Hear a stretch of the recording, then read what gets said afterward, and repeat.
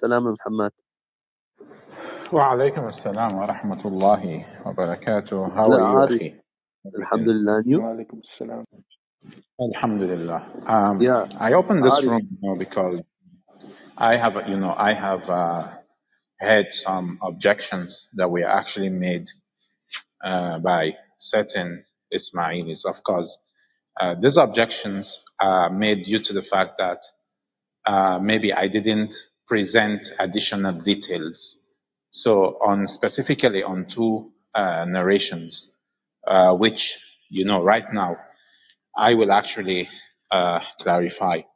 And of course, these two objections on these two narrations specifically, and of course, if there are further objections which come to my mind, I will definitely treat these objections.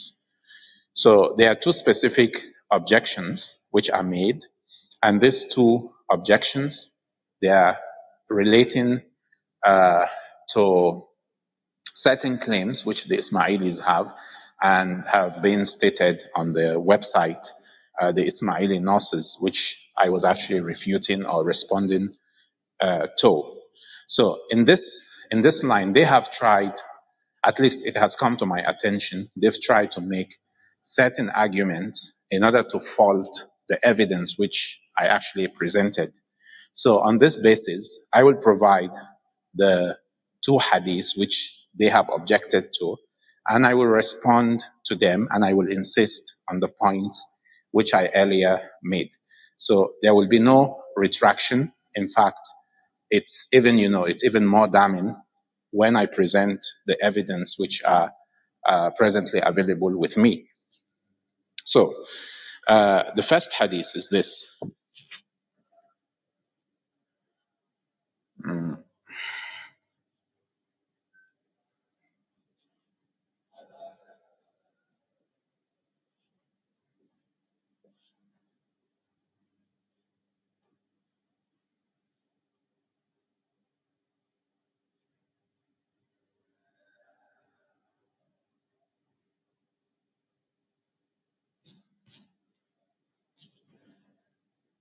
So this is the first hadith which they are objecting to, that the statement that, because I said, there is actually nothing about Muhammad ibn Ismail that is mentioned in this hadith, volume 1 of Kitab al-Kafi or al-Kafi Sharif. So there is nothing here to indicate that this hadith is actually about Ismail or his son, Muhammad ibn Ismail.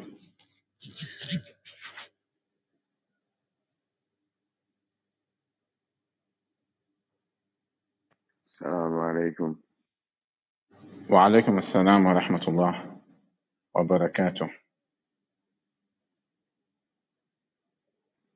Can you bring up Amr ibn al-Hamq? Ma bismak, I can't hear you. Saying, can you invite up Amr ibn al-Hamq? To bring up who? Amr ibn al-Hamq al-Khuzai. Okay, no problem.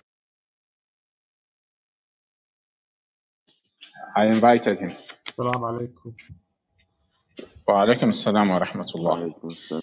So if you guys just permit me just to make some few points clear about these two narrations, I want to make additional explanations on. So this hadith, it's actually claimed on the Ismaili website that there are actually traces of evidence to actually back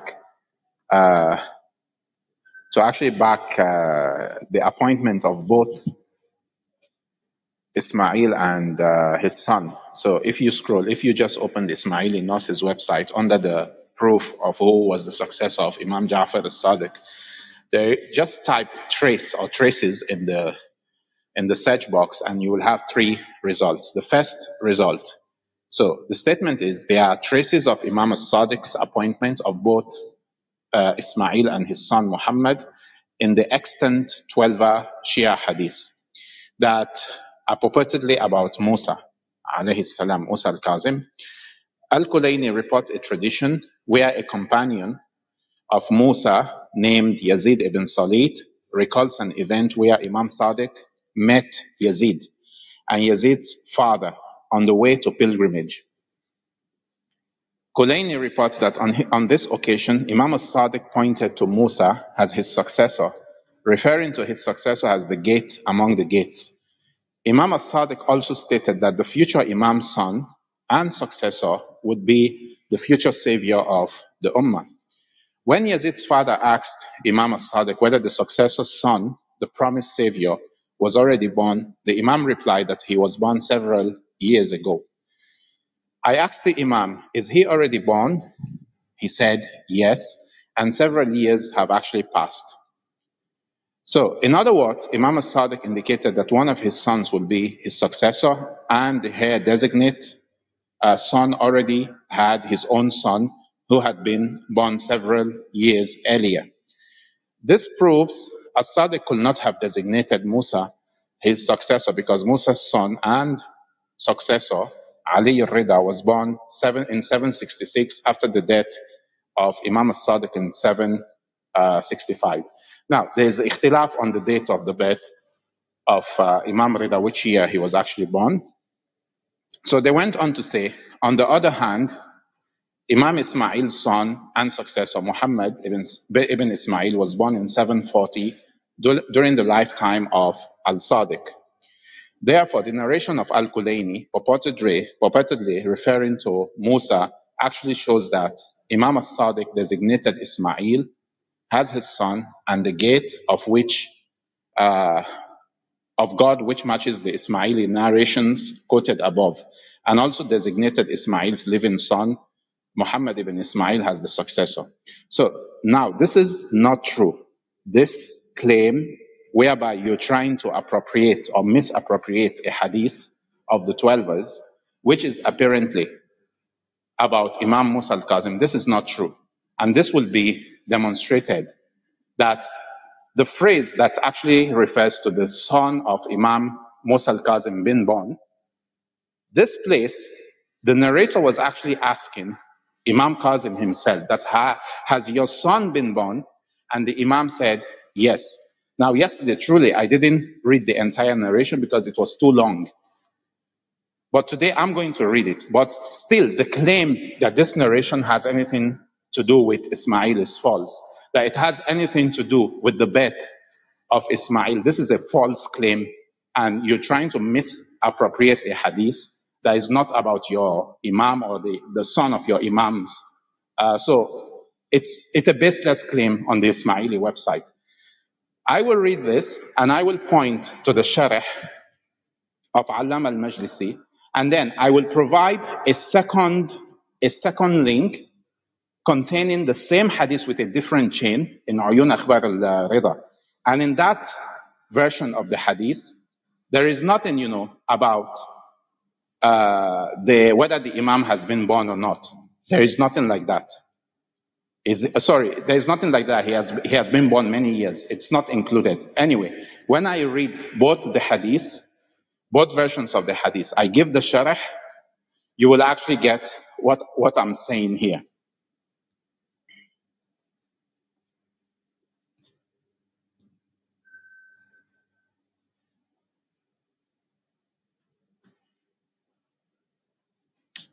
So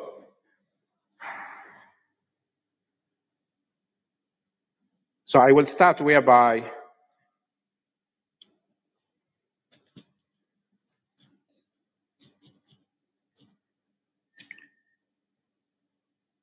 from this part whereby Yazid was saying, he was stating the praises on Imam Rida alayhi salam, or the Imam was showering Imam Rida with praises, and he said, فَقَالَ لَهُ فَقَالَ لَهُ. Now the narrator of this hadith is who? Who is the narrator of this hadith? His name is Muhammad bin Umar al-Jurmi and Yazid.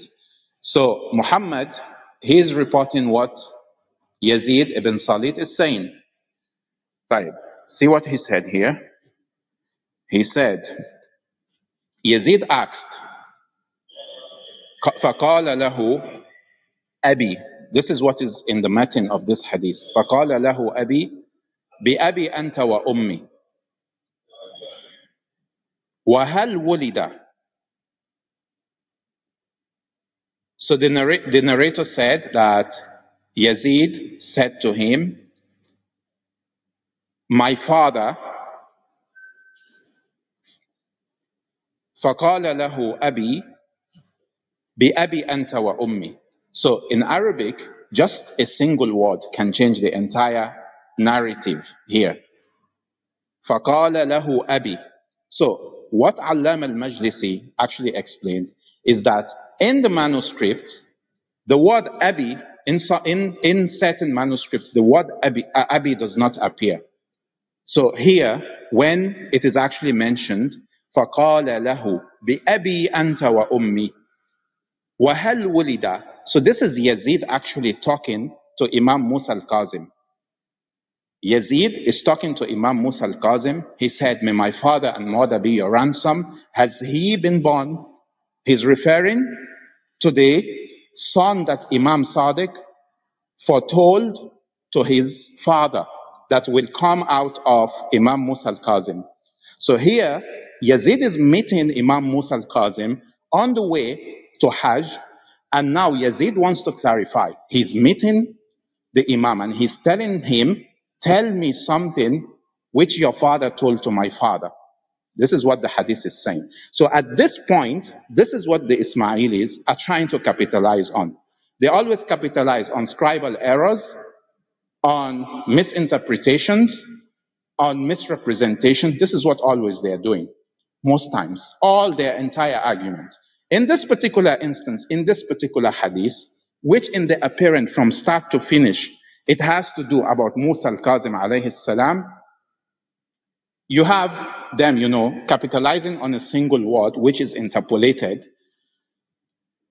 that it's actually his father that asked, that it is the father of Yazid that asked, has he been born? So if you add this word, Abi here, it changes the entire meaning of the hadith. He said to him, may I be your ransom? Who said to him? And who is the him? Who is the he and who is the him? فَقَالَ لَهُ. So after وَقَالَ لَهُ, we don't know who is قَالَ لَهُ. But apparently, if it is the narrator talking, quoting Yazid, then it means Yazid is telling the narrator, the narrator is quoting what Yazid said. فَقَالَ لَهُ. And he said to him, my father said, بِأَبِي أَنْتَ وَأُمِّي. So in the Arabic, this Abi, if you remove it, it will imply that it is Yazid that is asking Imam Musa al-Kazim. فَقَالَ لَهُ بِأَبِي أَنْتَ وَأُمِّي وَهَلْ وُلِدَ. So Yazid ibn Salit is talking to Imam Musa al-Kazim, asking him, has this son which your father told my father about, you tell me something that your father told my father, like what your father told my father. Tell me the same thing or something similar. Has this son been born? So in this hadith, the word Abi, that it is his father that asked, it doesn't appear in certain manuscripts, meaning this is actually a scribal error. How do we know this? Two points that I will actually bring out. So this is the sharh of Allam al-Majlisi.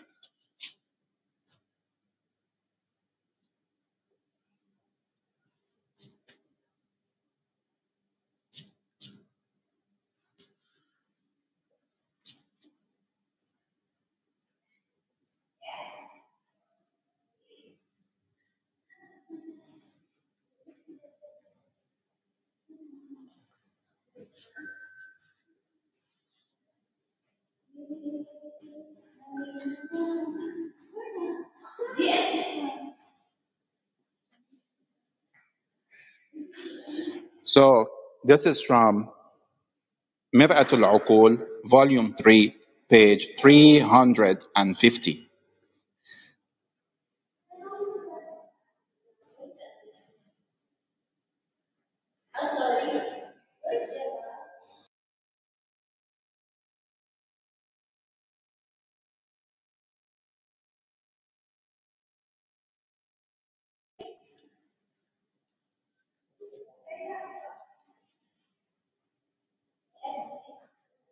So Allama al-Majlisi said, وإلا فهم كاملون عند الولادة and down just a minute والمسؤول ولا يحتمل أن يكون المراد سليتا so here ولا يحتمل أن يكون المراد سليتا ويكون المسؤول الصادق إذ ولادة الرضا إما في سنة وفاة الصادق أو بعدها ب5 سنين كما ستعرف. So he's saying that the maqsood, what is intended here, and he said, may I be your ransom, has he been born? This cannot indicate Imam Rida, because Imam Rida was either born on the year of the death of Imam Sadiq, or he was born 5 years later. So what does he say here? He said, إذ ولادة الرضا إما في سنة وفاة الصادق أو بعدها ب5 سنين وهذا على ما في بعض النسخ حيث لم يكن فيه أبي. So the word Abi, which appears in some of the nusakh, the manuscripts, it's not there. The word Abi is not there. So this is not Sulayt asking him whether he has been born, asking Imam Sadiq whether it has been born. It is Yazid ibn Sulayt asking him, meaning Imam Musa al-Kazem, whether he has been born. We don't even need to go into such details. From the beginning of the hadith to the end, in the apparent, explicit, it's so clear. This hadith is about an encounter between Yazid ibn Sulayt and Imam Musa al-Kazem. So why do you want to take a hadith that has got nothing to do about your supposed Imam and his son?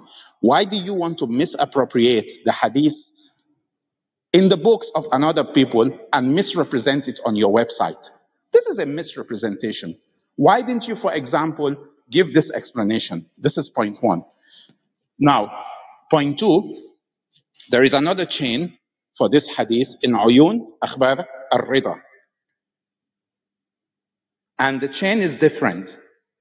The event is the same or similar. The same event, similar narration, similar matin. But even the idea of whether he has been born or not, it's not even there.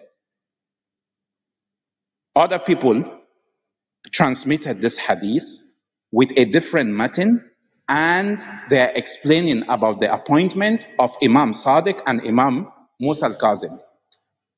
Sorry, Imam Musa al-Kazem and Imam al-Rida. That was a mistake. I was misspeaking. So let me pin the hadith from Uyun Akhbar al-Rida.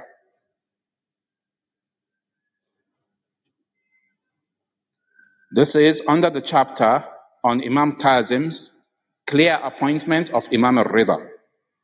Volume 1, Uyun Akhbar al-Rida.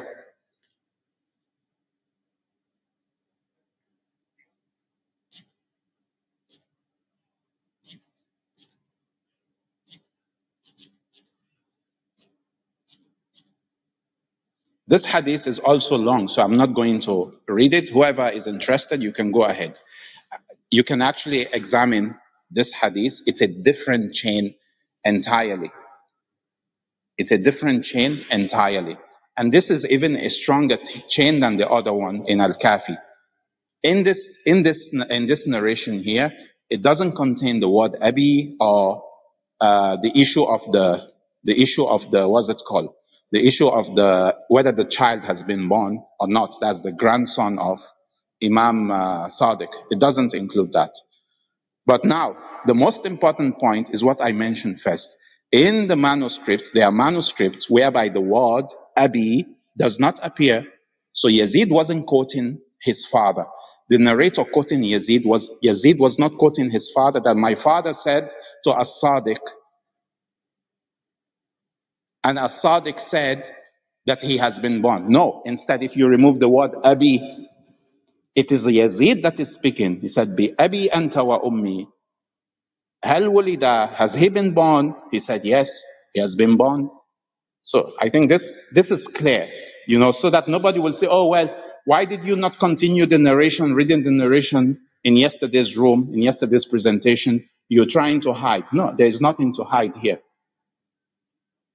There's nothing to hide here. Even if we want to go at the explicit words of the narration, from start to finish, this narration is mentioned clearly. It's an encounter between Imam al-Sadiq and Yazid. And Yazid ibn Salih is given a clear evidence that this was the appointment of Imam Musa al-Kazem and his son. Now, how do we reconcile the issue that the son, has he been born? Was he born in the time of Imam al-Sadiq? Allama al-Majlisi has given the response, which I pinned earlier, that in the manuscript, the word Abi doesn't appear. So the word attributed to Sulayt is actually the word of his son.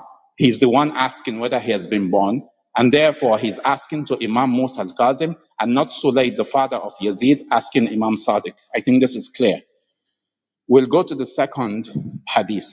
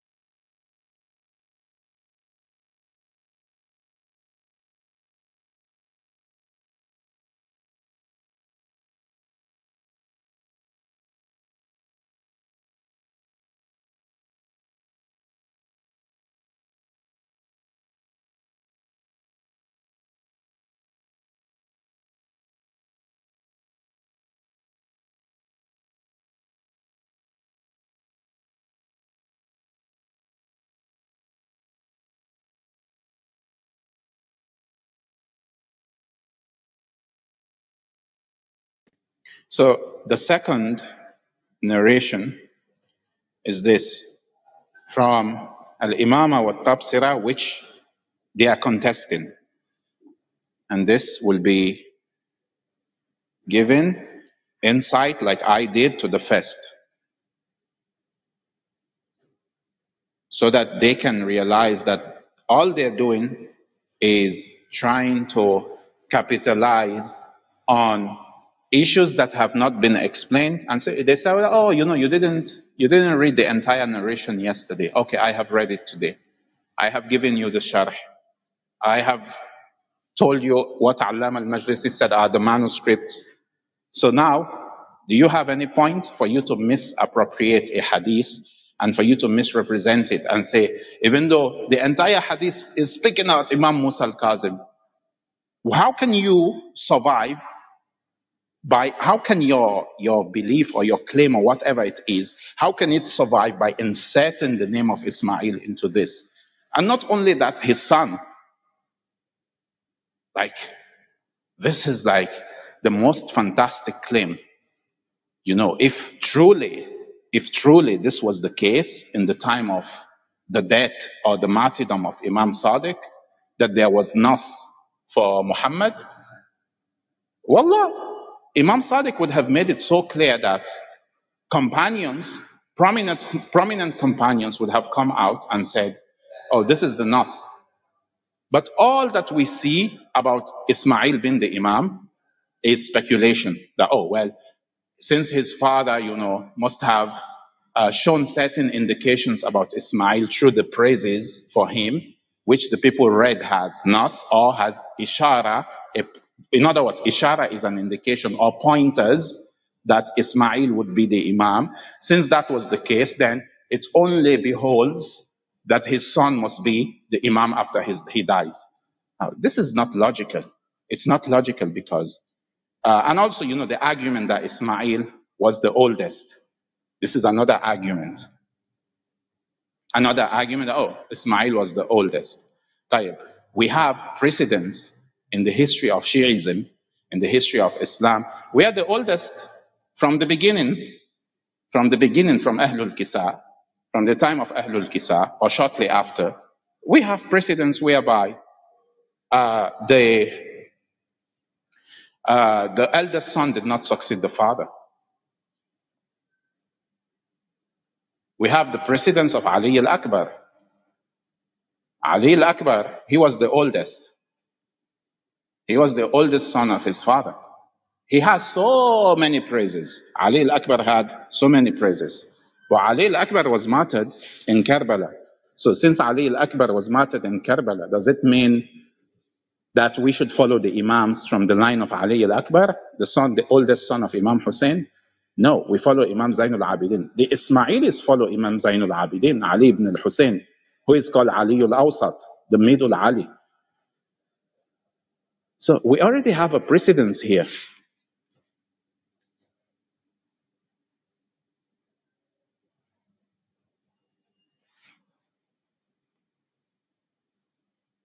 And they themselves, the Ismailis, will tell you that the Imamah was from Abu Talib, and then to Imam Ali, and then to Imam Hussein.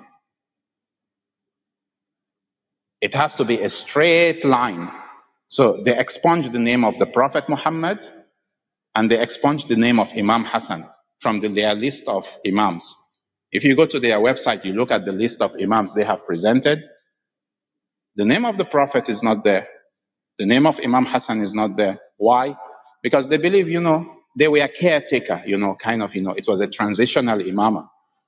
They were not the real Imams. They were just deputizing for the real Imams. This is their claim. But it didn't stop you from, insisting that Imam Hassan alayhi salam, who was the oldest son of Imam Amir al-Mu'minin Ali bin Abi Talib alayhi salam, he should have been the Imam. It did not stop you from actually giving it to Imam Hussein or claiming it for Imam Hussein, and Imam Hassan was just, deputizing. So how do you, justify this kind of, double standards?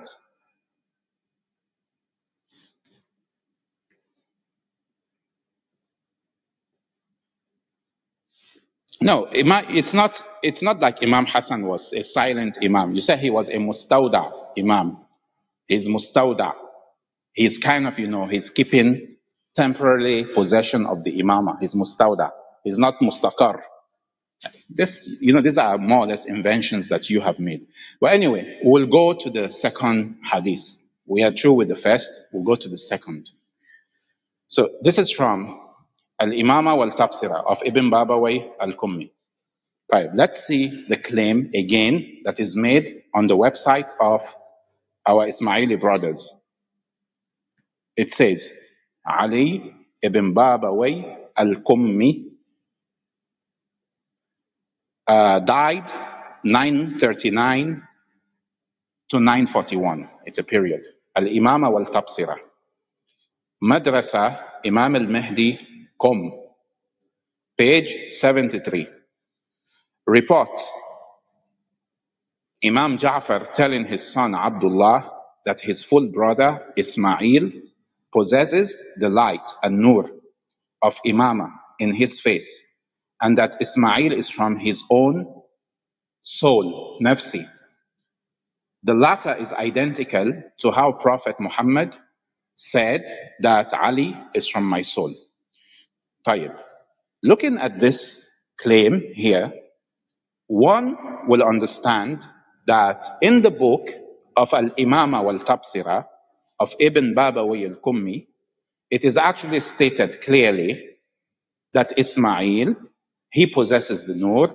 In other words, the name of Ismail is mentioned in the nas of the hadith.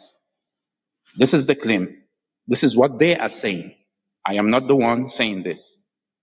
They have attributed the name into the nas found on page 73 of Al-Imamah wal-Tafsira of Ibn Babawayh al-Kummi.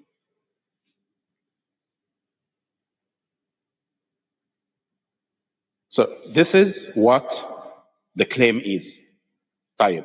If we go to this link that is pinned of the book of Ibn Babawayh al-Qummi, the father of Sheikh al-Saduq, if you open this link, you look at the nas, which I will read, the name of Ismail is not there. It says, عن أبي عبد الله, from Abi Abdullah, Imam al-Sadiq, كان يلوم عبد الله ويعاتبه ويعيده ويقول. He used to blame or condemn Abdullah, his son, who is from the same mother with Ismail. And he used to caution him or advise him, and he used to say, ما يمنعك أن تكون مثل أخي. What prevents you from being like your brother? What prevents you? Listen to the word in here. ما يمنعك أن تكون مثل أخيك. What prevents you from being like your brother? فوالله إني لأعرف النور في وجهه. That's wallah, I know the light on his face. Who? We don't know. Which son here? فقال عبد الله أليس أبي وأبوه واحدا وأمي وأمه واحدة. Is my father and his mother not the same father and mother? Abu Abdullah alayhi salam said, إنه من نفسي وأنت ابني. So, in this nas that I have read, does the name of Ismail appear? Did anybody hear the name of Ismail? Nobody. So what's the objection of the Ismailis? They said, well, you have to check the footnote. So in the footnote, that is where their belief is actually proven. It takes a footnote to prove their belief. طيب. What does the footnote say, number 7? It says, who wrote the footnote? Certainly, this is not the footnote written by Ibn Babawayh al-Qummi. It's not. So if you're going to blame Sheikh al-Kulayni, why are you referring to the book of Ibn Babawayh al-Qummi? Why are you making it appear as if the name of Ismail appears in the book of Ibn Babawayh al-Qummi? Why are you attributing the name of Ismail to the book of Ibn Babawayh al-Qummi, page 73, when it is not there? The name is not there. It is relegated to a footnote, footnote number 7. What does footnote number 7 say? And this is not, the footnote is not written by Ibn Babawayh. It's not written by Ibn Babawayh al-Qummi. It's written by the publishers, Al-Mahdi Madrasa, or whatever the school is called. I don't know who are the owners of this and what made them to actually write this in the footnote. The footnote says, هكذا في المصادر والجوامع وفي الأصل إن إسماعيل. It says in the footnote like this, you know the pronoun innahu, the pronoun, like this is how it is found in the references and the compilations.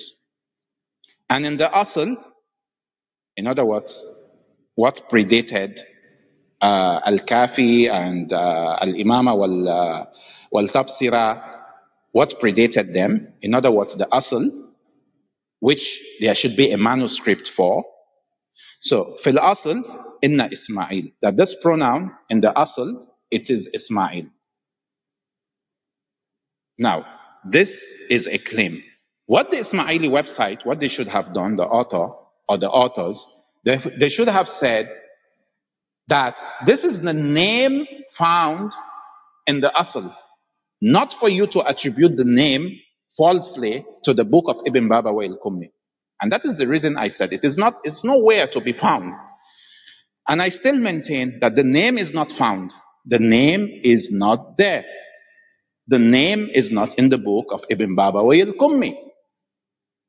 If you want to argue, you want to insist, and you want to base your faith, your religion, on a footnote written by a publisher or a publishing group, making the claim that in the asl, it is the name of Ismail that is found, you have to bring for us the asl. Let us see the asl. That is number one.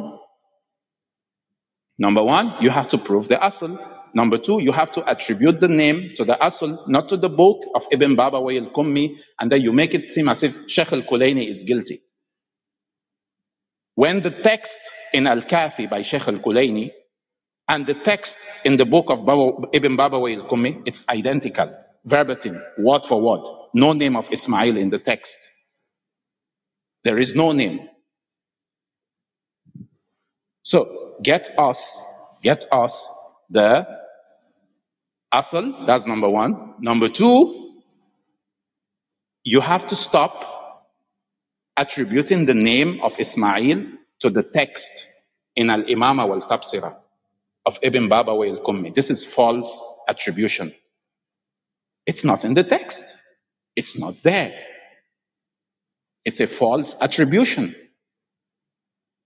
Or at least go correct your website and say that in the footnote, and then you will sound like a clown. In the footnote of this book, it is mentioned. Then the question will arise, what is mentioned? That, oh, it is in the asl, in the manuscript. They will ask you, where is the manuscript? I don't think whoever authored that website can produce that. I would love to see it. I would love to see an explanation even from the publishers. And I'm going to take this further in order to ascertain why the publishers actually included this word there, and if it is in the asl. Irrespective, I will take it, I will go further and make a certain explanation here. In this hadith, Imam Sadiq is saying that he told Abdullah, ما يمنعك أن تكون مثل أخيك. What prevents you from being like your brother? So, under the assumption that the brother is actually Ismail, not Imam Kazem, is Imam Sadiq here telling Abdullah to be like his brother and Imam, since you're using this to prove that Ismail was the Imam? Was he telling him to be an Imam like his brother Abdullah? It wouldn't make sense, right? And another point is,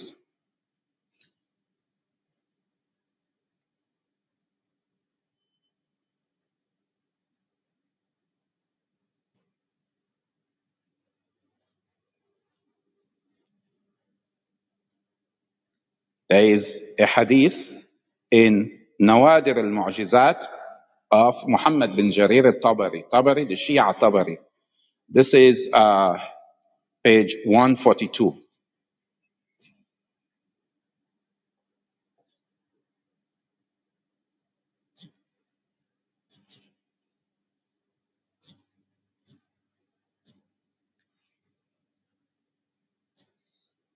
What is mentioned here from Imam al-Baqir alayhi salam?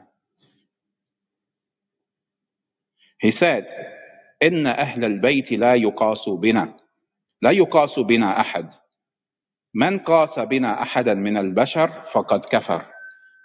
We, the Ahlul Bayt, no one can be compared to us.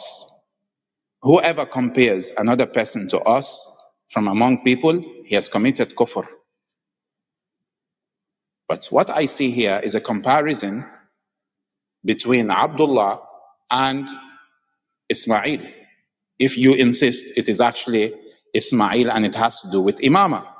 What I understand personally from this, I don't care what this scholar says or that scholar says. I'm talking myself. What I understand personally from this text, from Al-Imamah wal-Tabsirah, if you show this to me and say this is nas, I will say no. This is not nas. This is not enough. Now, if you want to read it, you want to apply your ijtihad, or any scholar wants to apply his ijtihad and say this is actually nas, this constitutes nas, or this is a pointer, or this is an indicator or an indication, this is your own ijtihad. I don't have a problem with that. You have every right to do it. It's your ijtihad that this is, a pointer to Imam. But what I can see here is, because of the ill conduct of Abdullah, because of the way he was, Imam Sadiq alayhi salam is telling him, be like your brother. In other words, improve your conduct. Anyway, I will go further one point. Let's check the sharh for this hadith by Allama al-Majlisi.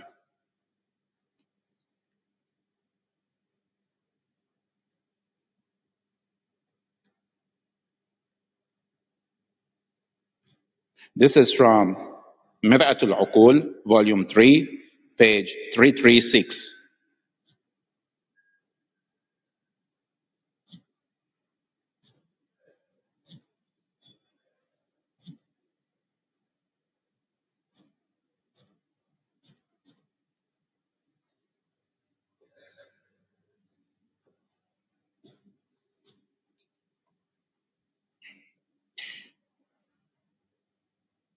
Allama al-Majlisi said, وَقَوْلُهُ وَأُمِّي وَأُمُّهُ وَاحِدَةٌ فيه أنه لم تكن أمهما واحدة، فيحتمل أن يكون المراد بها الأم العليا فاطمة عليها السلام، فإن الانتساب إليها سبب الإمامة، وفي ربيع الشيعة وأعلام الورى والإرشاد المفيد وأصله واحدة، وهو أظهر أنه من نفسي، أي من طينتي، وفيه خلقي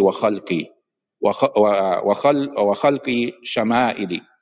وهذه العبارة تطلق لبيان كمال الاتحاد في الكمالات والفضائل والدرجات، ونهاية الاختصاص كما قال النبي صلى الله عليه وآله علي مني وأنا من علي. So he's saying the statement that Abdullah al-Aftah made, he said, my mother and his mother are one. He said, the meaning could be that since they are the mother of Imam Musa al-Kazem, because he's applying this hadith to Imam al-Kazem, even Allama al-Majlisi. He said, because the mother of Imam al-Kazem and Abdullah al-Aftah are not the same mother, but the mother of Abdullah and Ismail are the same mother, and this is the point the Ismailis are capitalizing on. Anyway, he's saying that yuhtamal, the possibility is that the intended meaning is the higher mother, the grandmother, who is Fatima al-Zahra alayha salam, because being a descendant of Fatima alayha salam is the cause for Imamah. Her descendants are the Imams. And also in A'lam al-Wura of Sayyid ibn Tawus and al-Irshad of Sheikh al-Mufid, it is mentioned وَأَصْلِي وَأَصْلُهُ وَاحِدًا. So the statement is not وَأُمِّي وَأُمُّهُ واحدة or أبي وأبوه واحد. This is what Allama al-Majlisi is saying. Because in A'lam al-Wura and in Kitab al-Irshad of Sheikh al-Mufid, it says وَأَصْلِي وَأَصْلُهُ واحدة. My origin and his origin are one. Our descent are one. We descended from the same people. So he went on to say, هذه العبارة تطلق. He said وهو أظهر, and this is more pronounced. This is a more pronounced statement of what is intended from Abdullah.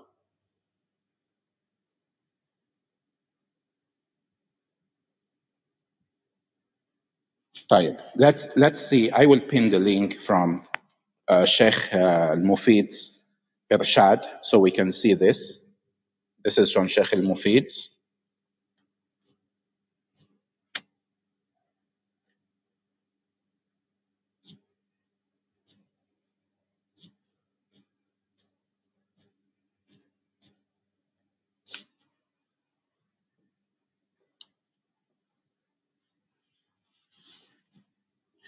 This is from Sheikh al-Mufid.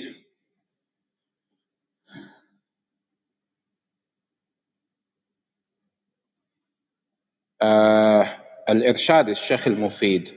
A'lam al-Wura is al-Tabrasi. Sorry, maybe I made a mistake. I see Brother Bashar is correcting me. That is Sheikh al-Tabrasi. So here, This is Al-Irshad of Sheikh Al-Mufid, rahimahullah.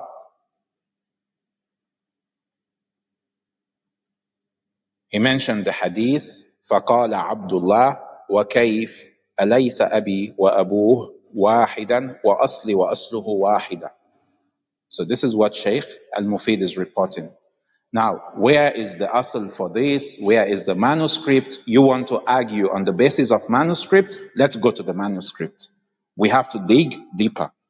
Does Sheikh Al-Mufid, did he copy from a manuscript that says, my father and his father are one, and my root and his root are the same? We have to go to the manuscript. Why the Shias are applying this hadith for Imam Musa al-Kazem. But for you to attribute your claim that this is about Ismail and say Sheikh al-Kulaini has tampered with the hadith, and you attribute the name of Ismail to al-Imamah wal-Tabsira, that the name is found there, then when we check al-Imamah wal-Tabsira, we don't find the name. Now you want to tell us, oh, well, you did not check the footnote. Are you serious? You prove your religion through a footnote? At least, if you are serious, you should say, oh, well, in the asl, on this manuscript, it's there. Then provide your manuscript, then we see if truly it is there, and if it is there ikhtilaf, is there scribal issue, the issue can be taken further. But your claim is wrong. This is what I said yesterday, and this is what I am saying today, and this is what I will say tomorrow. You have already presented a wrong claim. You've said the hadith contained in al-Imamah wal-Tabsira contains the name of Ismail. It is not there. We don't find it in the book of Ibn Babawayh al-Kummi, Sheikh Ibn Babawayh al-Kummi. We don't find it. False claim, false attribution. You're wrong. You want to bring the issue of footnote? That's not the work of Ibn Babawayh al-Kummi. It's the work of some Al-Mahdi, Madrasa Al-Mahdi or somewhere. We have to search, is this claim, is it actually true? And are there counter claims about another asl, another manuscript that contains what Sheikh al-Mufid is reporting here? And I will pin again another link of A'lam al-Wara by Sheikh al-Tabrasi. Okay, I think I made a mistake earlier. I attributed A'lam al-Wara, I think, to Sayyid ibn Tawus, I think, if I'm not mistaken.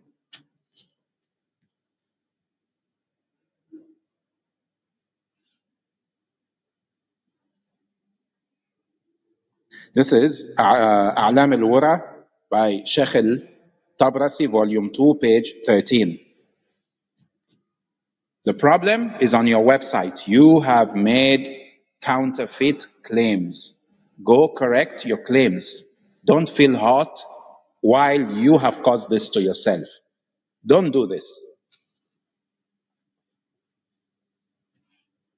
This is from A'lam al-Wara. Again, the same thing is actually mentioned there. It says, فَقَالَ عَبْدُ اللَّهِ وَلِمَا أَلَيْسَ أَبِي وَأَبُوهُ وَاحِدٌ أَوْ وَاحِدًا وَأَصْلِي وَأَصْلُهُ وَاحِدًا. This is what we find. So is this my fault that it's not mentioned here?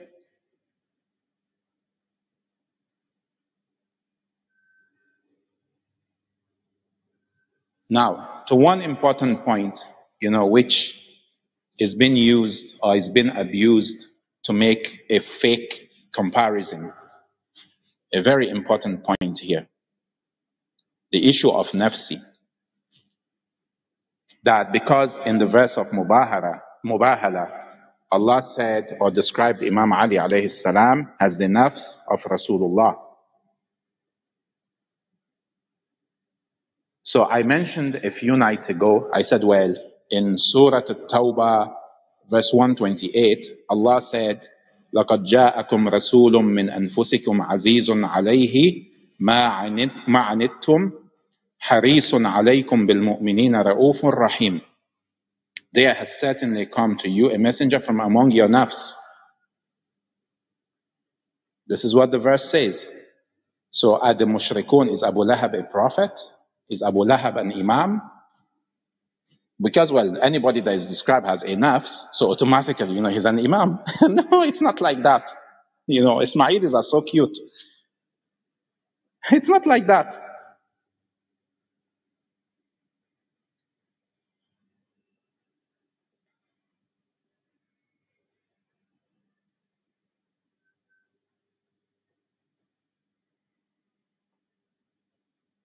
So now, further on to that, further on, have we seen, is there precedence of an imam comparing somebody to his nafs or referring to somebody to his nafs? Yeah, we have an example. Something that is even perhaps greater. When Imam Hussein, salamullahi alayhi, he was talking to Abu al-Fadl al-Abbas alayhi salam. What did he say to Abu al-Fadl al-Abbas? He said, Ya Abbas, irkab bi nafsi anta wa ummi. He said, Oh Abbas, ride on. May my nafs be your sacrifice. So this is even greater praise than saying you are my nafs. No, Imam Hussein is saying here, may my nafs be your, may my nafs be made your sacrifice. May I sacrifice my nafs for you. I will pin the link to this hadith. And this is a reliable report. It's not disputed.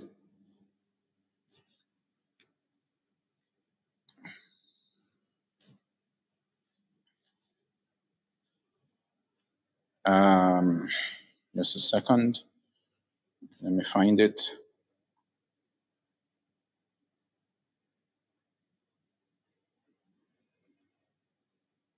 This is from Kitab al-Irshad, volume 2, page 90.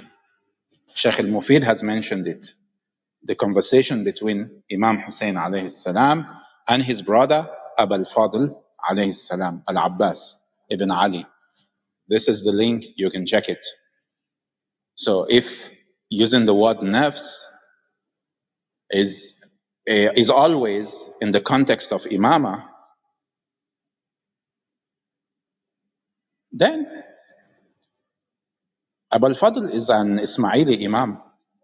You should add one more issue. You have currently 1549. You should make the current one be the 50th. And find some space in between. You can make a list. It's very easy to make a list of Imams. Even Ibn Taymiyyah made a list of the 12 Imams or the Caliphs according to the hadith of the 12 successors. So even Ibn Taymiyyah made his own list. It's not hard, just get a pen and paper and you write the names. You can do that. So I believe I have dealt in detail for the last 1 hour on these 2 hadiths. The objections, I have responded. If you have any more objections, this is a discussion room. You can come up to the stage.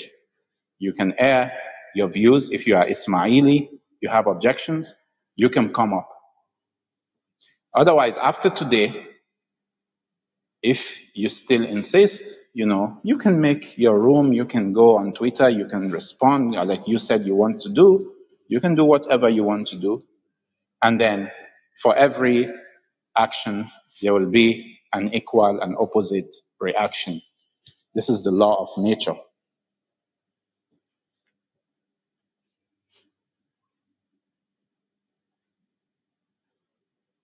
Yeah, this is, Lena is saying, but even if the footnote claims it's there in the asl, do you even know what the asl means? Well, you should tell me, or the institute that published the book, and they are, adding footnotes to the book. Because in the end, Shia online library, they upload books to their library. You find even Sunni books. You can find any book there. It's an online library. So they are not necessarily responsible for what the publishers have inserted. Now, did the publishers insert this in good faith? I don't know. Did they intend something wrong? I cannot accuse them because I don't have evidence. The only thing I have at my disposal is the book of Al-Imamah wal-Tabsira. This is what we have, and this is what you have. And on your website, you have attributed to Al-Imamah wal-Tabsira that the name of Ismail is mentioned in page 73 in the Hadith. And this is not the case. It's not in the Hadith. It's in a footnote. And you did not mention it that this is all in the footnote of this book. It is false attribution. Now, we see in other books of ours, there are different wordings that, my father and your father are one, and my origin and your origin, or my father and his father are one, and my origin and his origin are one. Now, do we have different conflicting manuscripts on this? Is the claim by the publishers that it is Ismail, is this correct?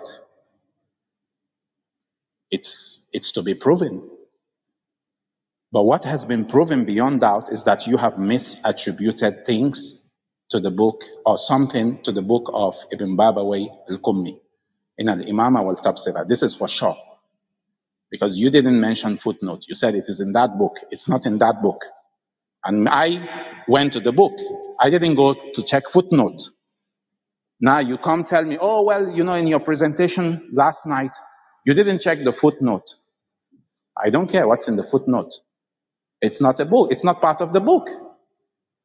And it's not proof.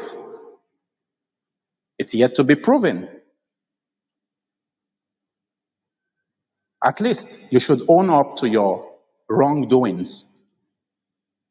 And we see that in so many other hadiths. You mutilate the hadith, including on the first hadith, which I dealt with, whereby in the manuscript, based on the Sharh of Allam al-Majlisi, the word Abi does not appear. So it was actually Yazid ibn Salit asking the question to Imam Musa al-Kazem, that has your son been born? And the Imam said, yes, he has been born for years. You make it seem as if it was Yazid's father, Salit, who was asking Imam Sadiq, and Imam Sadiq was saying, oh yeah, my grandson has been born for many years. And you're trying to use that to mean that, because Imam Rida wasn't born, or perhaps he wasn't born, that this must be about Muhammad ibn Ismail. So your website has problems. You have to own up to that. It has misinterpretations, misattribution, mistranslations, false claims. Everything is fine. You have a cocktail of errors, a cocktail of falsehood. You have it on your website. Go correct it. This is what you should do, so that your website will not be used by Nawasib to attack our scholars and attack our brothers. We have witnessed that on this platform, on Clubhouse. We have witnessed it. Whereby Farid will say, oh, come on, how can you change the name of Ismail and place the name of Imam Musa? He has said this. Where did he find this? On your website. And among the other claims which he mentioned to Tanweer, brother Tanweer, false claims, he got them from your Ismaili website. And alhamdulillah, so far, in these 4 days on your claims, I've actually responded to almost every point. And if you want to object, no problem. We can have a discussion. We can interact. We are not enemies, We are not enemies. Your website has been there always. I have read it even before now, and I didn't bother to research or make any response. Whatever you want to claim is your problem. But when your website is being used as a launch pad to attack us, no, we will nip the problem in the bud. And that's what I've done here. To shake the roots of your claims and render you without basis to defend or back up whatever you believe in. If you have any objections, don't be a keyword warrior. Don't stay in the audience. Okay? So come up to the stage. Let's have a discussion. This is your opportunity. We can have a discussion, no problem. You are still my brothers. Like I said, I don't have problem with Ismailis. If I am to choose between Sunnis and Ismailis, as for me, they are perhaps closer.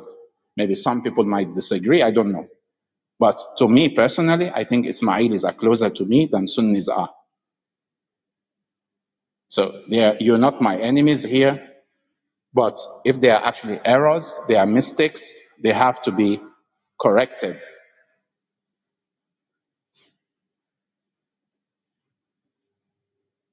I hope Wajhat is not jealous that I'm saying Ismailis are closer. Assalamu alaikum wa rahmatullahi wa barakatuh. Wa alaikum assalam wa rahmatullahi wa barakatuh. Yeah, no, I'm not at all. I'm just a little confused that your voice is not clear. Can you get the mic closer, or maybe just adjust your mic?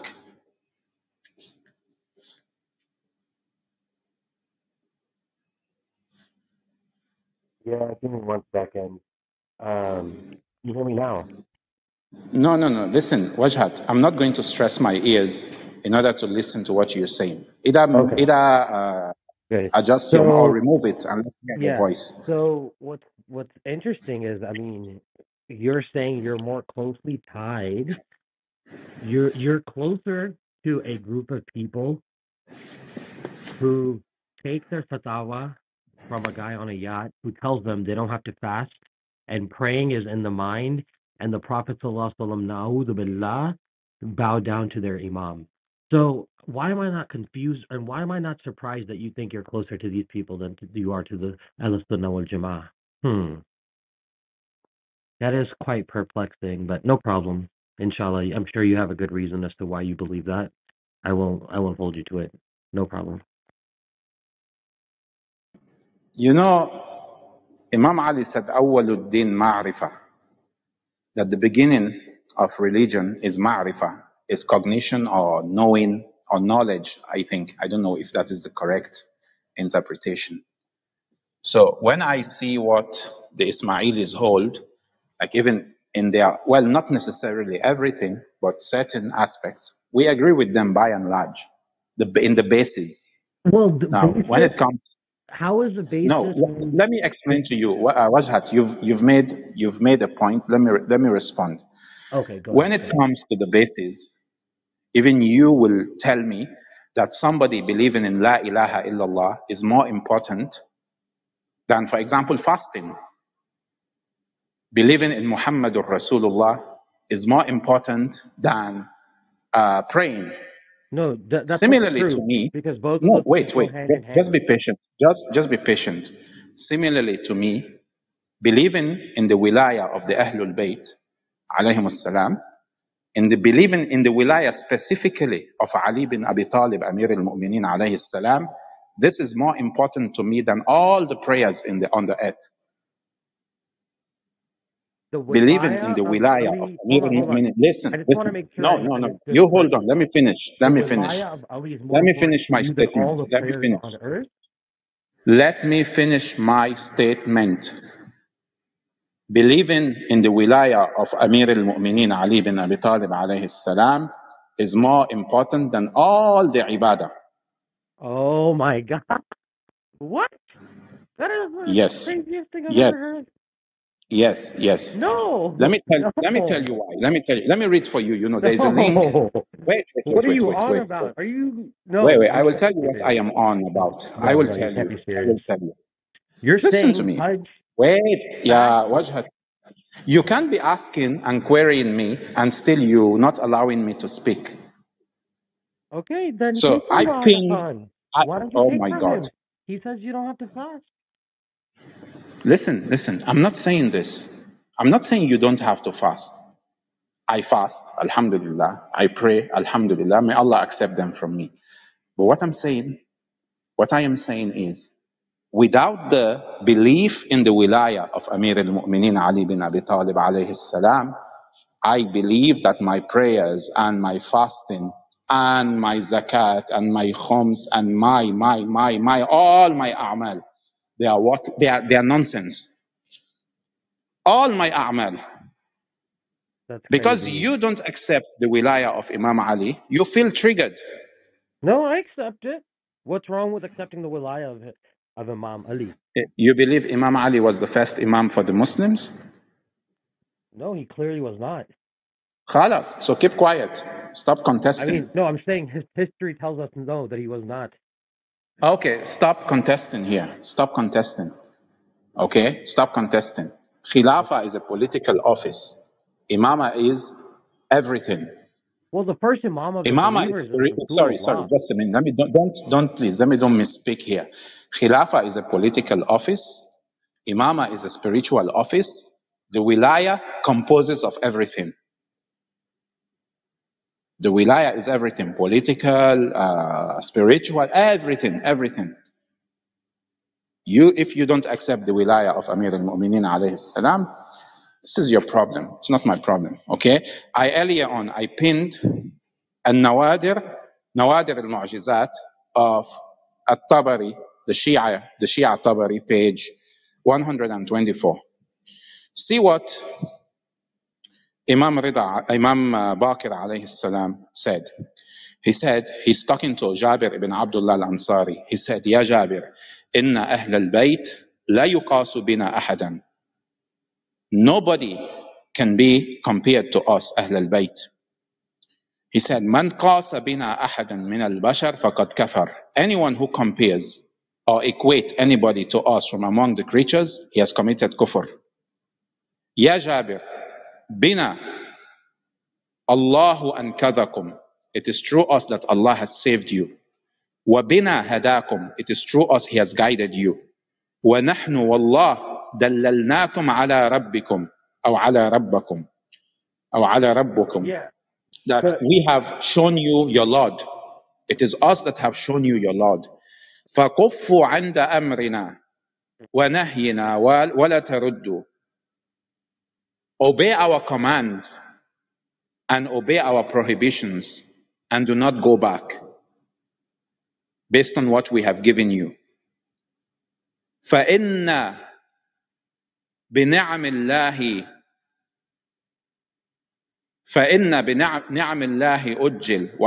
أجل وأعظم. فإن بنعم الله أجل وأعظم. That we are the greatest blessings But I just don't of Allah. understand.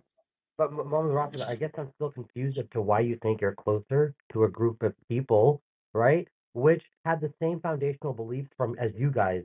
They took from Imam Jafar Sadiq somewhere along the way, right? They fell into deviation. Now you believe that somebody who started Well, with the belief of an understanding of the teachings of Imam Jafar Sadiq, but somewhere along the way, now they're taking fatwas from a dude on a yacht who's telling them they don't have to pray, they don't have to fast, and you say that you're closer to them than you are to Ahlus Sunnah wal Jama'ah. And like I said, why am I not surprised with this? Because I mean, you saying that your belief system is closer to theirs than it is to our belief system, I'm quite perplexed in that statement.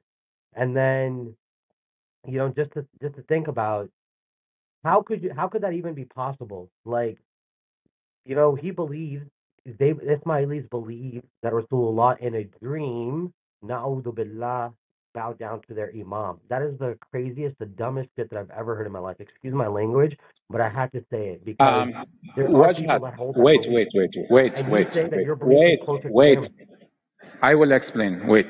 First of all, this claim you're repeating about Rasulullah Muhammad sallallahu alayhi wa alihi wa sallam bowing to their Imam, I think Dr. Khalil has refuted this.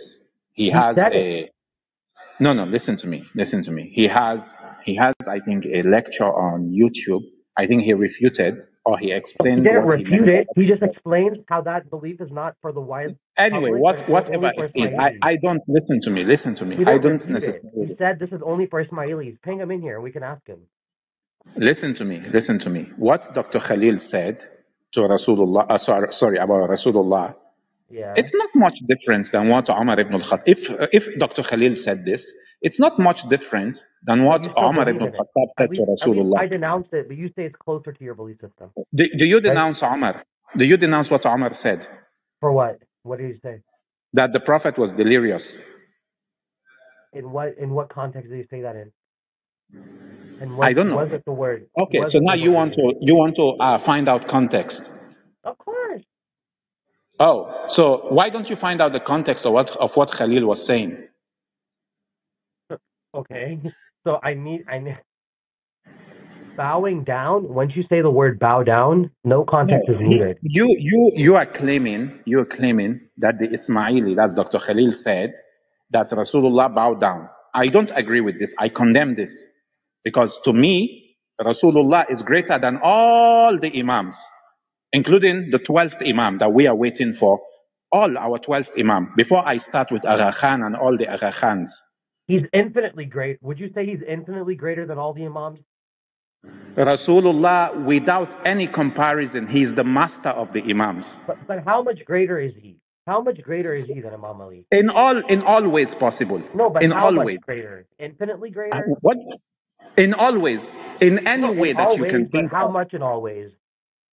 In every way you can talk of, Rasulullah Muhammad is greater than all the Imams.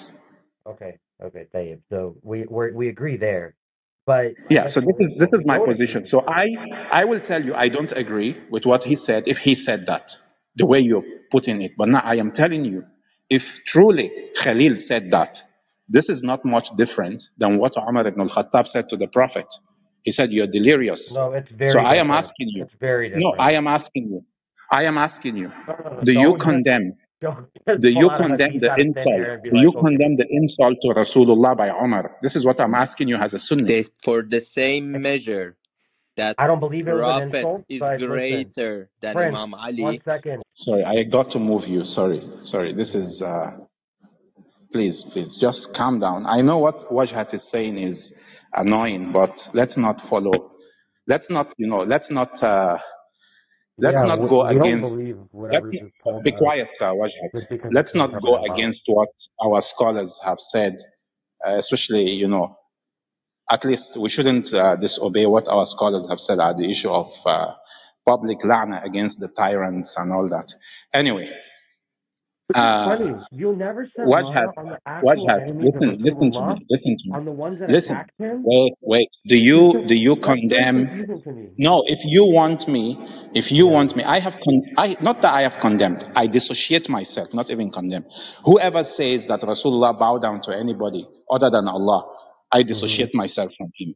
So now I am asking. You just said that your belief system is closer to them than it is to Al-Sunnah wal Jama'ah. Listen. Yeah. Let me tell you something. I am saying, you telling me that the Ismailis deviated after Imam Ja'far al-Sadiq. You deviated even from Imam Ali's time. Your deviation is not any less. If they are deviant, in my own observation, you are not less of a deviant than them. Why do you say that? Because it's not an apples to apples comparison. Yeah, because let me tell you why I said that. We are not. Listen, I'm not a hypocrite. Okay, I don't measure deviation. Okay. I'm not here conducting statistical studies to give you the measure of deviation or whatever. You are a deviant just like they are a deviant. You want to come and tell me, oh well, they deviated after Imam Sadiq. At least. No, listen to me. Listen, let me make this one statement. If they deviated after Imam Sadiq, you deviated after Rasulullah. So your deviation is not any better. Okay, so you think that we deviated after Rasulullah, whereas they deviated 6 Imams later, right? Okay, so you're still going to continue to defend the Ismaili belief system and the doctrine, and we know at the end of the day that the Sunnis did not deviate, but it was a group of people who were actually jealous of Abu Bakr. Listen. The Ismailis imagining. Never. Listen to me. Wait. The Ismailis imagining that Ismail was the Imam. Wallah, this is even better. Do you know why? Because Ismail alayhi salam, he was praised immensely by his father. And we, the 12ers, we believe Ismail was sacrificed for the sake of Imam Musa al-Kazem. Just the way Sayyid Muhammad, the son of Imam Ali al-Hadi, was sacrificed in order to shade his brother, Imam Hassan al-Askari. Ismail was the sacrifice for his brother. This is the position Ismail holds to us.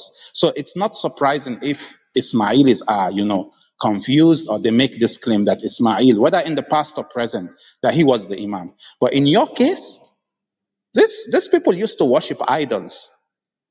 These people were ignorant. They don't even, all the merits that you find in your books are fabrications. And you've made them your Imams. You've tied the issue of takfir to actually accepting them. So now let me ask you a question. Who is closer to you, the Wahhabis or the Shias? Answer.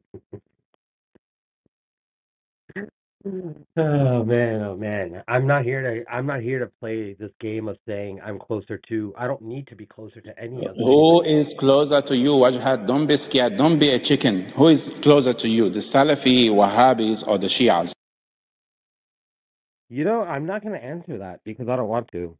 Yeah, you're not going to answer this because I know the answer you will give. No, Okay. I just wanted to apologize, Brother Rafis, for I just got angry. It is against wish of our ulama to insult. And Wajahat, personally, the insult that I gave to you, you should analyze it in the context of what I was saying. Why don't you give me the context? Don't let me guess it. Give me the context. Now that you're on stage, what was the context?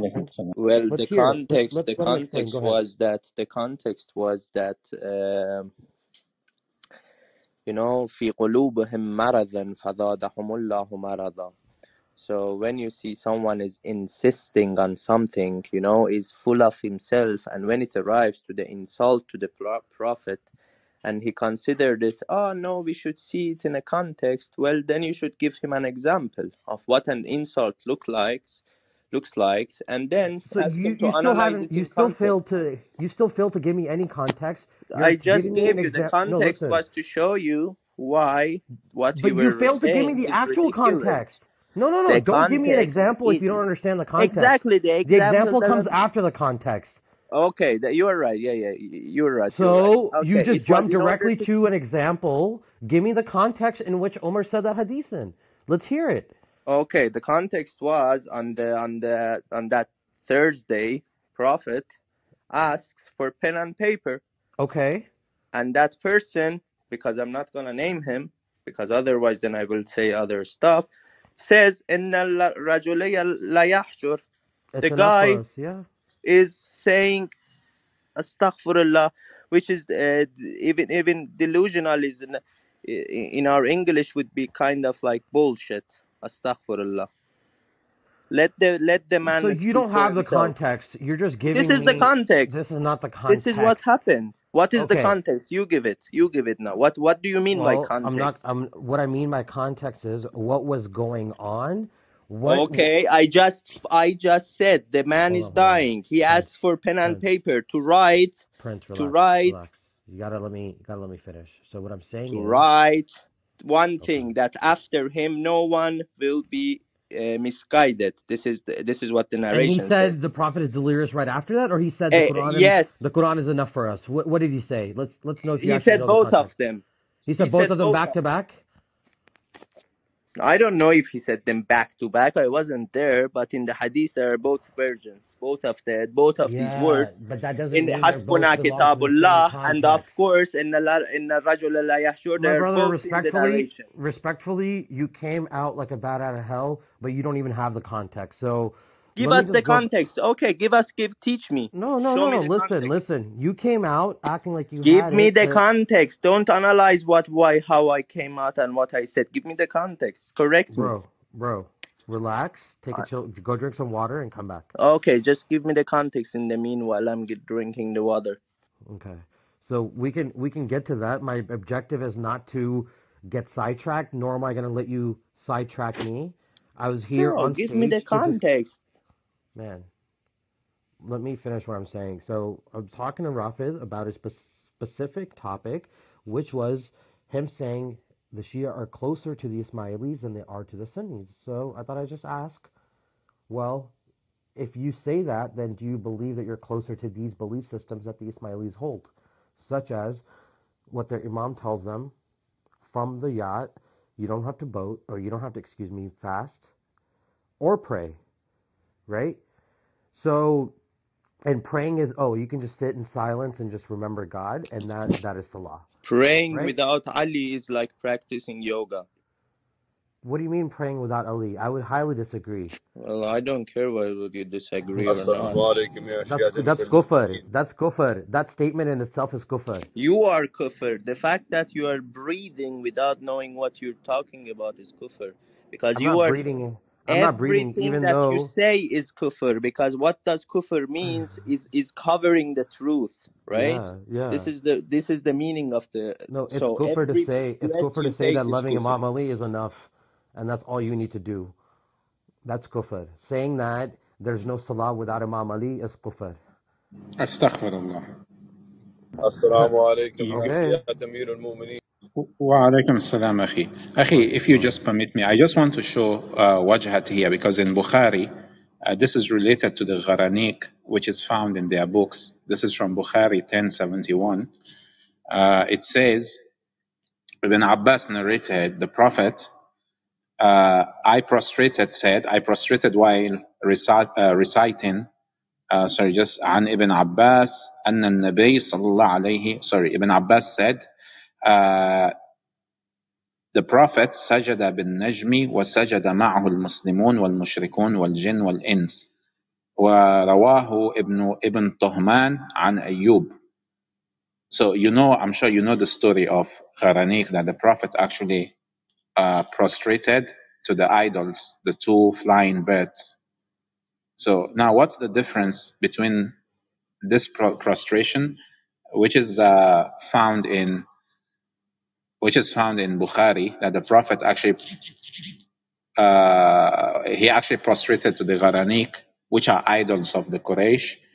What is the difference between this and you objecting to Dr. Khalil's alleged statements that the Prophet actually bowed down to his Imam? So where does it say in this hadith that he prostrated to these birds? This is the context I'm giving you. The context. Where are you getting this context? Yeah, you know the hadith of Al-Gharaniq, don't you? No, but where are you getting the context for this hadith that we're talking about? Yeah, I don't want to go uproot for you the Gharaniq hadith. If you're going to make a claim, come with it with actual evidence. Don't come half-handed, this is what I have. This is what the anti-Sunni site that I follow says. No, that's not how it works. You're making a claim on a specific context. Well, tell me where you're getting this context from. Na'udhu billah. First of all, you're adding fake context to a narration from Ibn Abbas, right? Mashallah, very good. You're doing very good there. You're adding this context that Ibn Abbas is saying that the Prophet ﷺ, na'udhu billah, nowhere does in this hadith it say that he bowed down to a bird, or towards a bird, or to a bird. It just says he prostrated while reciting Surah An-Najm. And who followed him? Right?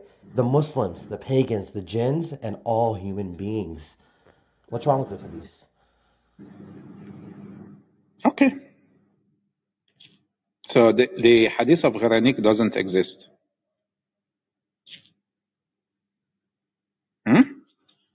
Wajhat, can you hear me?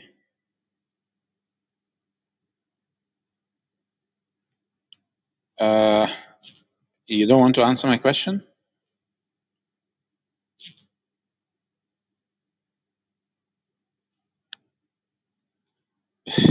I don't know of that one. Sorry. I don't know that one. You don't want to answer my question?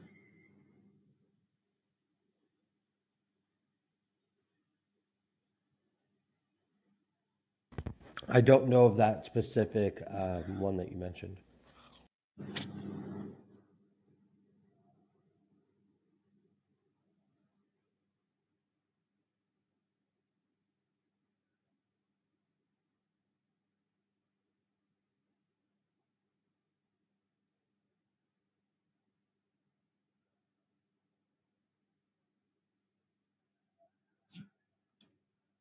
Wajhat, you didn't hear my question. Hello? Nah, you pretend to be busy.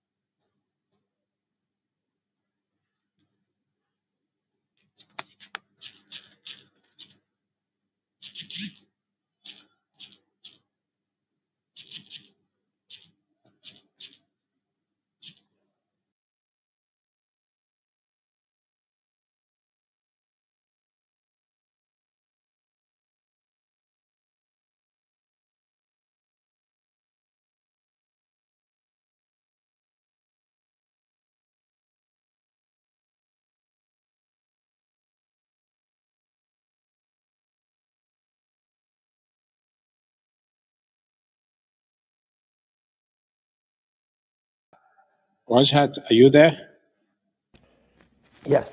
Wajahat, Yes. are you there? Yes. Yes. See, look, Yes. I don't like, to go to this issue of Qaranik because we don't have it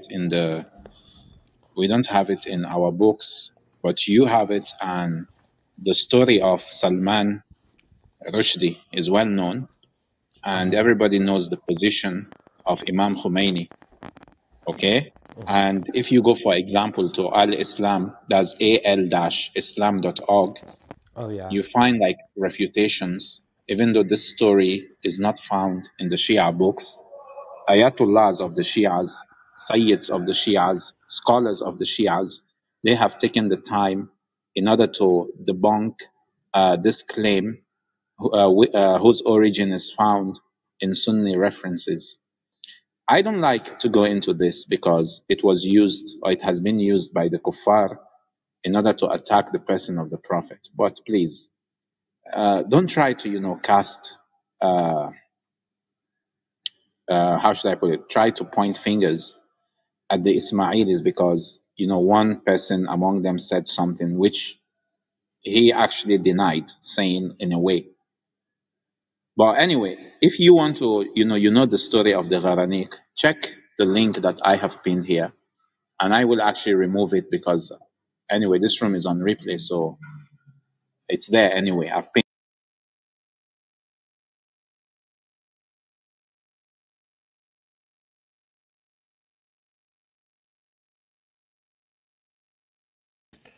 Yeah, it's unfortunately not in English.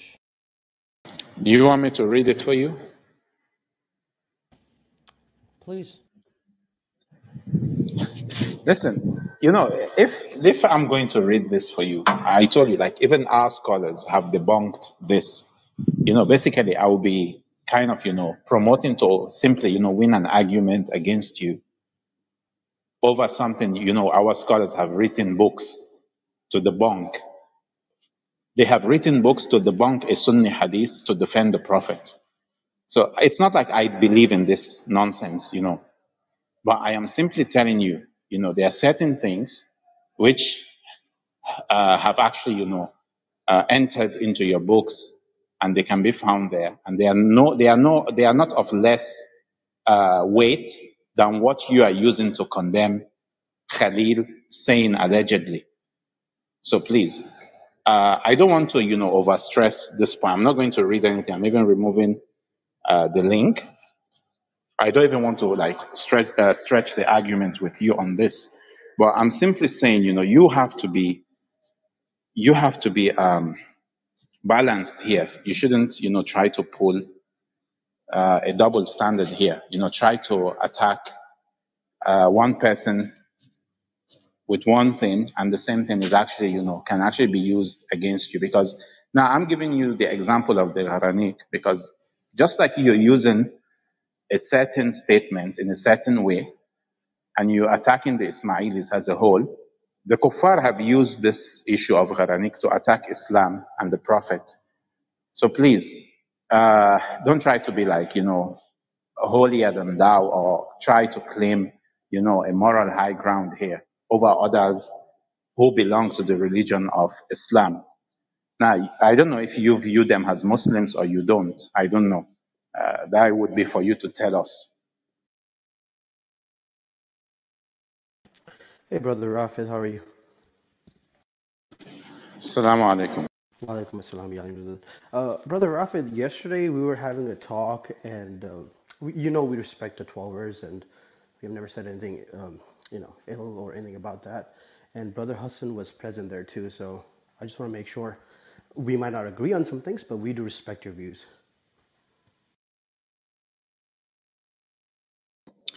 Yeah, thank you, Akhi. I don't have anything against anybody in the sense that they are whatever they choose to believe. I don't have a problem with that, and I expect, others, even if you want to disagree with our beliefs, even if you want to disagree with our beliefs, you should do so like fairly, not in a way that is not that cannot be established against us. So you should actually, argue or dispute. Like even, in the Quran, in Surah Al-Ankabut, Allah told the Prophet, وَجَادِلْهُمْ بِالَّتِي هِيَ أَحْسَنُ. You argue with the Ahlul Kitab in a way that is best. So we shouldn't, attack one another using false pretext. I think that's my only problem. And the entire purpose of the rooms has been to clarify based on historical differences. It's not to attack whatever you hold to be the correct interpretation of Islam or the correct interpretation of the Quran. I tried my best not to go into issues relating to ideology or beliefs. This is not my issue here. I didn't touch on that. It's actually I limited my rooms and research and explanations to the historical context. That's all. So I don't have also anything against Ismailis or even against Sunnis. I don't have anything against Sunnis. In the end, Sunnis are our brothers. And my only problem is with the so-called Wahhabis or the so-called Salafis who commit acts of terrorism. They believe in takfirism. They kill Shias or they kill other human beings on the basis of takfir and religion. And even Wahhabis and Salafis who do that, we don't, pass takfir on them. We have never passed takfir on them. And even Wahhabis and Salafis who are, innocent of this act, and they don't call for our killings, they don't pass takfir on us, we don't have anything against them. MashaAllah, like some of their scholars have beautiful voices, they read the Quran, they recite the Quran, we listen to some of them. You don't kill us and all that. You have, Islamic values, even if we have differences on historical personalities, on the way you read history. We can have those differences. We can accept each other still as Muslims. So even with Wahhabis who have not called for killing us, we don't have a problem with them. And even the ones that, they want to kill us, we still don't pass takfir on them, that they are kuffar or they are not Muslims. We haven't passed takfir on them. So we really don't have problems with others, with the other Muslims. Other Muslims have problems with us. When we touch on certain issues, it's mostly in the historical context, in the textual context. Yeah, I agree with Brother Rafid. And I don't think any Ismaili, or as far as I know, would come up to you and be like, oh, the Ismailis are the right ones and the 12ers are not. I don't think anyone would ever do that because we respect everyone. We have never been disrespectful to any sect, no matter Sunni, Shia. So I just want to, make sure there's no division between us. It doesn't matter if we agree or we don't agree, but there's always respect there. Yeah, even Christians, yeah, even maybe idolaters who have not declared war on us, and maybe in countries where they dominate, the Muslims are living under their government, like India, for example. Our Shias live peacefully. So we don't attack people on the basis of their beliefs. We don't call for their killings. We don't do this. We don't even, antagonize others. Now, we can disagree in a civil way, and it's not a problem. And my only concern is if you want to criticize us, do so fairly. Don't attribute to us what we did not say. Criticize us, hold us accountable for what we have declared to be our position, and then we can defend ourselves. Saif, with all due respect, like to all the Ismailis, no problem, bro. We respect each other. You guys are our brothers, of course. But to be fair to Muhammad, like, yeah, sometimes there's little remarks here and there. right? But I mean, it's just like, passionate stuff. But it's really, he's trying to go at it through an academic way. It's not like he's attacking you personally or anybody personally. Now, when he says that they lied against us, that is an attack, I guess. But what he's trying to do is just defend his beliefs. Oh yeah, It's not absolutely, it's not really I an agree with attack that. for. Oh yeah, I absolutely, Brother Hudson. I would agree with that because at the end of the day, you have to protect or defend what you believe in, and I have no problem with that. And I don't think Ismaili has ever come on a stage and said bad stuff about any 12ers or other Shias or Sunnis or I don't think personally since I've been here I don't think I've seen one do that. So. Yeah. Of course.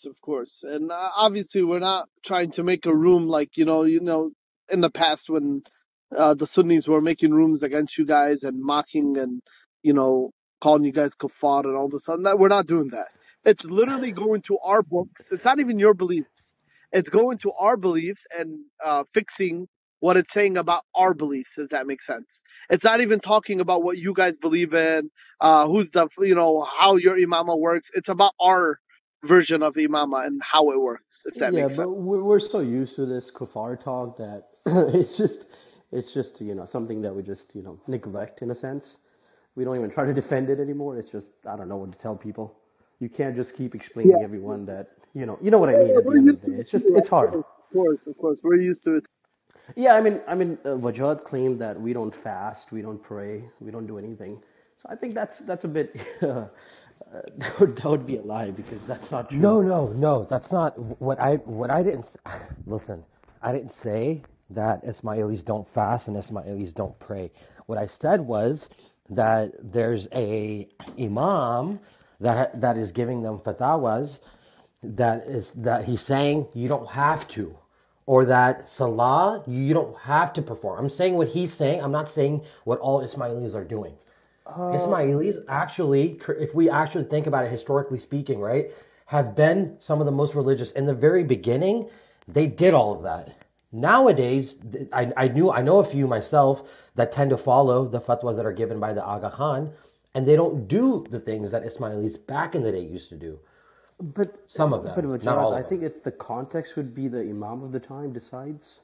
That's what I'm saying, and my whole thing was on what the Imam is saying. I never made the claim that Ismailis and as a group of large don't do these things. I never made that. Yeah, statement. I mean I know because I'm from India and my wife's from Pakistan, and their family attends Hajj. We don't do it, so it's more of a where you live and how you're grown up. So they perform Hajj and whatnot. The Imams has never said that you shouldn't do that.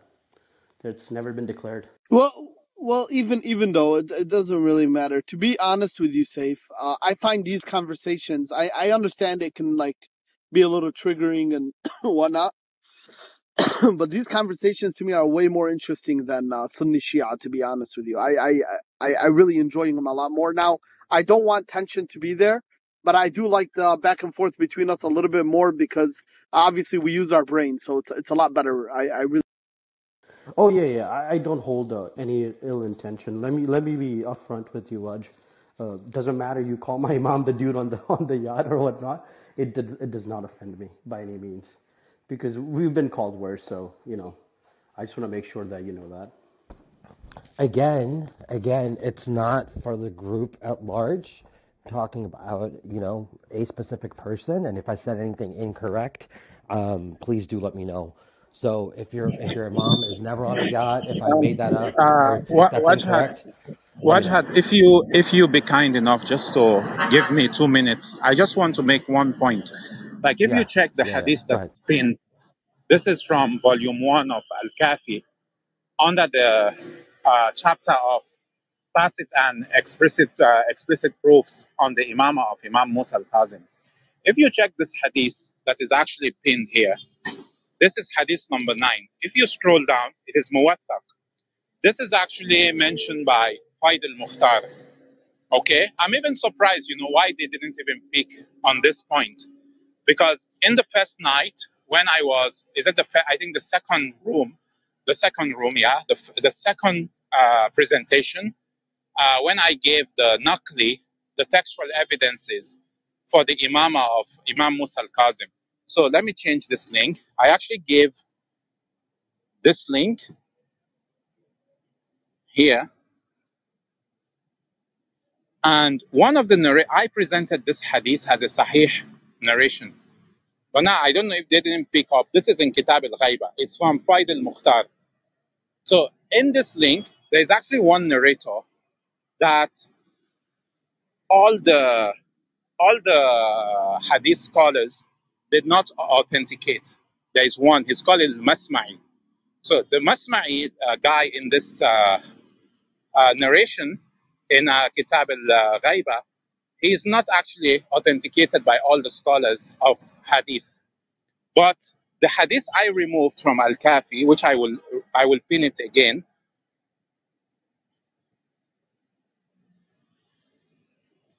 This hadith is actually also from Faid al-Mukhtar. This hadith is muwattaq. So in other words, this hadith actually supplements the one in Kitab al-Kafi for the Imamah of Imam Musa ibn Ja'far alayhi salam. So if actually they were going to, maybe they didn't touch on this. I'm just, giving an example. I was expecting them to say, oh, come, you gave a hadith where one narrator is not authenticated by everybody. They didn't do this. It was more or less, it should have acted as a trap. But nobody stated this, that, oh, this hadith in your book, not everybody authenticated a certain narrator called Al-Masma'i. But they didn't do this. If they would have done it, I would have expected them to say, oh, you know what? Even though in that narration in Kitab al-Ghaiba from Faid al-Mukhtar, one narrator is not authenticated by all your scholars, at least there is another narrator in Al-Kafi that is Muwattaq, where the narrators are all reliable. So you have to give a balanced representation. The same with the hadith, which appear on the Ismaili website. If you want to, make certain claims, if you want to, base your claim on our hadith, this is your choice. But at least let it be known to others that this is not what the 12ers hold. The 12ers present a balanced picture. Don't make your claims appear one-sided. That's number one. Number two, appear false or make false claims. You shouldn't do this. That's my entire problem. Other than that, I have nothing against Ismailis. I have been on this app for like 2 years. I have seen this website of the Ismaili nurses many years ago, even before I came to Clubhouse. When I was searching to read on Ismailism, I went to that website. I have tried to find out on this. I have done all this. I didn't talk. I didn't say anything. But the moment certain Wahhabis and certain Salafis, they start picking on this argument and they are attacking our brothers, I thought, oh, it's actually justified to make this room to clarify our positions so that at least, if not to attack anybody, to make us, better informed. And alhamdulillah, even myself, going into the research, at least it may not be, I'm not infallible. Maybe I have said something wrong or I've made mistakes. I've offended people, but the intention is not to offend anybody. The intention is to actually state the fact as much as possible so that if at all I don't convince Ismailis, I can, arm my Shia brothers, which I believe they should be better off after these rooms. They will be better informed. Next time when these claims are actually mentioned to them, they can actually defend themselves publicly. That is the entire mission and objective of these rooms. And after today, the objections which I had, which are worth responding to, I have done so on the two hadith. After today, tomorrow, I will go on the issue of Abdullah al-Aftah, and then maybe the room afterwards, I will conclude, and I'm done with this topic. So I'm not attacking people or even their beliefs for what they are, or condemning them, passing takfir. No, this is not the purpose. Especially the Ismailis in this case, which, if Wajhat is coming into this room thinking, oh, the Shias are fighting among themselves whether Imam Musa al-Kazem or Ismail was the Imam. Let me tell you something. If I have evidence that Ismail was the Imam, I will follow Ismail alayhi salam. He is equally the son of my Imam. He was beloved to my Imam. I love him because my Imam loved him. So this is not the case, you're enjoying. No. We are here stating the facts. And this is the reason I made it known to Wajhat. I said, well, they are closer to me than you are. So don't come here, and try to play games.